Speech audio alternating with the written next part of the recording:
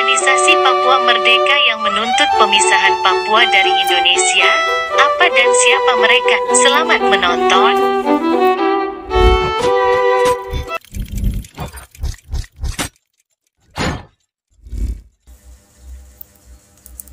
Kelompok tersebut ialah Tentara Pembebasan Nasional Papua Barat Organisasi Papua Merdeka, TPNPB-OPM. Dalam video yang diposting di YouTube pada hari Senin, 10/12, juru bicara Komando Nasional TPNPB-OPM, Sebi Sambom, membacakan surat terbuka kepada Presiden Joko Widodo berisi penolakan menuruti seruan pemerintah Indonesia untuk menyerah dan memulai dialog. TPNPB tidak akan menyerah dengan alasan apapun sebelum kemerdekaan bangsa Papua terwujud dari penjajahan Indonesia, ujar Sebi. Perang tidak akan berhenti sebelum tuntutan TPNPB dilakukan oleh pemerintah Indonesia, imbuhnya. Berdiri di belakang bendera bintang kejora, Sebi menuntut Presiden Joko Widodo mengadakan referendum bagi penduduk asli Papua untuk memutuskan apakah mereka ingin diintegrasikan dengan Indonesia. Apa itu OPM? Organisasi Papua Merdeka, OPM, adalah istilah umum bagi gerakan pro-kemerdekaan Papua yang mulanya adalah reaksi orang Papua atas sikap pemerintah Indonesia sejak 1963. Perlawanan secara bersenjata pertama kali diluncurkan di Manokwari pada tanggal 26 Juli tahun 1965. Dari sejak itu OPM berjuang terus, cetus Sebi kepada BBC News Indonesia pada Rabu, 12/12.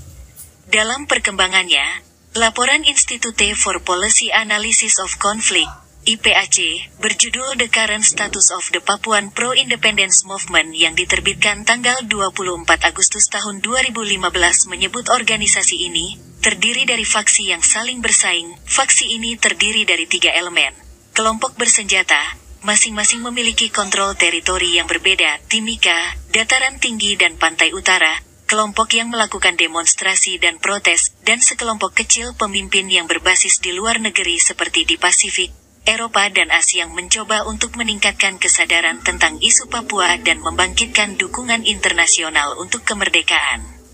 Sebagian besar OPM bersenjata bermarkas di Papua, tetapi beberapa orang berlindung di pedalaman dan di perbatasan Papua Nugini.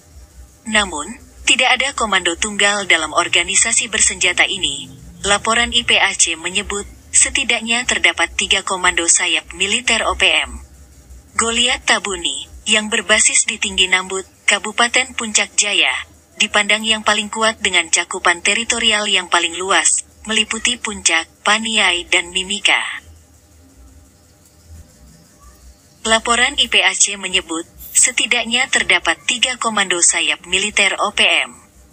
Goliat Tabuni, yang berbasis di Tinggi Nambut, Kabupaten Puncak Jaya, dipandang yang paling kuat dengan cakupan teritorial yang paling luas, meliputi Puncak, Paniai dan Mimika. Puron Wenda, yang berbasis di Lani Jaya memisahkan diri dari Goliat sekitar tahun 2010. Pada Mei tahun 2015, kelompoknya menyatakan perang total revolusioner, dan mengklaim kelompok Goliat dan yang lainnya berada di bawah komandonya, tetapi tidak ada bukti yang mendukung ini. Sementara itu, Richard Hansioweni berbasis di Papua New Guinea, namun memiliki pengaruh kuat di sepanjang pantai utara. Adapun aparat menuding Egyanus Kogoya sebagai otak di balik insiden Duga.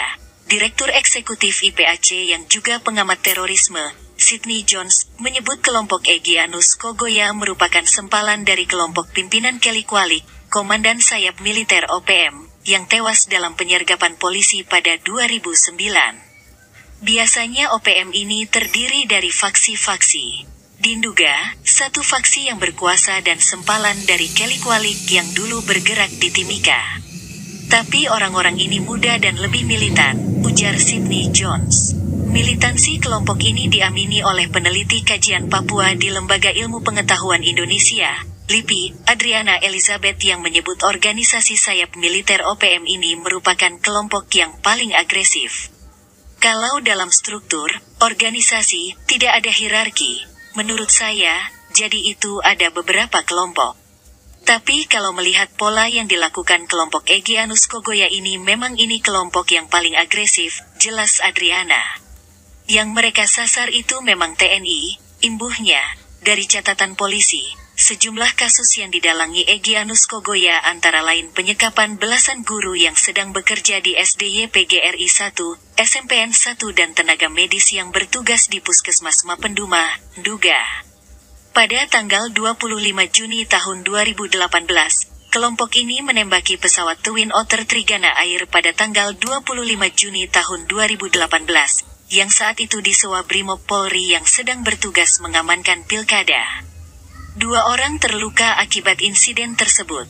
Pada Desember tahun 2017, pekerja Trans Papua di Kecamatan Mugi diserang kelompok Egyanus Kogoya. Pekerja proyek bernama Yoviko Sondah meninggal dan seorang aparat luka berat. IPAC dalam laporannya menyebut Kelly Kwalik berada di balik penculikan dan pembunuhan 8 orang pendatang di Papua pada 1986. 10 tahun kemudian, pada Januari tahun 1996, dia menculik tim peneliti satwa liar, termasuk 6 orang asing di Mapenduma, Nduga. Orang-orang Kelly juga dikaitkan dengan serangan tanggal 31 Agustus tahun 2002 yang menewaskan 3 warga sipil di sekitar wilayah tambang Freeport, termasuk 2 guru sekolah Amerika, dan melukai 9 orang lainnya. Juga serangkaian penembakan yang dimulai Juli tahun 2009 di sepanjang jalan yang menghubungkan tambang ke kota Timika, termasuk pembunuhan seorang warga Australia.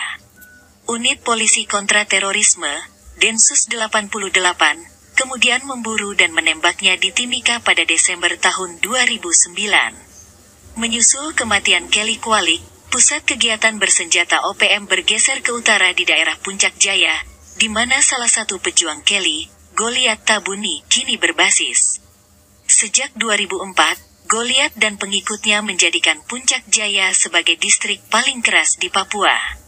Ini membuat daerah operasinya meluas ke distrik tetangga, seperti Puncak dan Tolikara, begitu juga Paniai. Goliat disebut Sebi sebagai Panglima Tinggi TPNPB, sesuai hasil reformasi militer yang digelar 1-5 Mei tahun 2012. Peta kekuatan militer TPNPB OPM sendiri dibagi menjadi 29 Komando Daerah Pertahanan, Kodap, yang tersebar di seluruh Papua. Setiap Kodap mempunyai 2.500 personil. 2.500 personil TPNPB itu anggota tetap. Anggota tidak tetap adalah ratusan ribu, ujarnya. Ditegaskan Sebi, kelompoknya tidak akan menyerah untuk revolusi total, merebut kembali kemerdekaan. Kendati begitu, Kapolri Jenderal Tito Karnavian menyebut jumlah kelompok tersebut hanya 30 hingga 50 orang dengan kekuatan 20 pucuk senjata. Senjata itu mereka dapat antara lain dengan merampas anggota aparat TNI Polri yang lengah, dari pelaku konflik Ambon di Maluku, dan melalui jalur ilegal di perbatasan Papua Nugini. Demikian yang dapat kami bahas untuk Organisasi Papua Merdeka. OPM, terima kasih sudah menonton. Jangan lupa like, comment, share, dan subscribe.